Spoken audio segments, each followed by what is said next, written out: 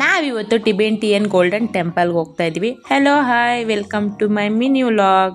ಯಾರೆಲ್ಲ ಈ Tibet temple ನೋಡಿದ್ದೀರಾ? ನಾನಂತೂ ಫಸ್ಟ್ ಟೈಮ್ ನೋಡ್ತಾ ಇರೋದು. ನೀವೆಲ್ಲ ಯಾರಾದರೂ ನೋಡಿದರೆ ನನಗೊಂದು ಕಮೆಂಟ್ ಹಾಕಿ, ಎಷ್ಟು ಜನ ಈ ಟಿಬೆಟ್ ಟೆಂಪಲ್ ನೋಡಿದ್ದೀರಾ ಅಂತ ಗೊತ್ತಾಗುತ್ತೆ.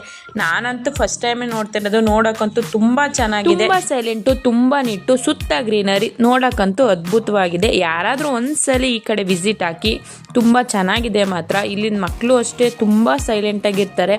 ಯಾಕಂದರೆ ಅವ್ರ ಭಾಷೆ ನಮಗೆ ಬರಲ್ಲ, ನಮ್ಮ ಭಾಷೆ ಅವ್ರಿಗೆ ಬರಲ್ಲ. ಹೋಗೋದು, ನೋಡೋದು, ಅವ್ರು ಸ್ಮೈಲ್ ಕೊಡೋದು, ನಾವು ಸ್ಮೈಲ್ ಕೊಟ್ಕೊಂಡು ಬರೋದು, ಇಷ್ಟೇ. ಯಾರಿಗಾದ್ರೂ ಅರ್ಥ ಆದರೆ ಅವ್ರ ಭಾಷೆ ಒಳ್ಳೆಯದು, ಅರ್ಥ ಆಗಿಲ್ಲ ಅಂದರೆ ನೀವು ಅಷ್ಟೇ ಹೋಗಿ ಸ್ಮೈಲ್ ಮಾಡಿ ಬನ್ನಿ. ನಾವು ಟಿಬೆಟ್ ಗೋಲ್ಡನ್ ಟೆಂಪಲ್ಗೆ 2 ಟೆಂಪಲ್ಗೆ ಹೋಗಿದ್ದು. ಒಂದು ಟೆಂಪಲ್ ನಾರ್ಮಲ್ ಆಗಿತ್ತು, ಇನ್ನೊಂದು ಟೆಂಪಲಲ್ಲಿ ಇದು ವಿಶೇಷವಾಗಿತ್ತು.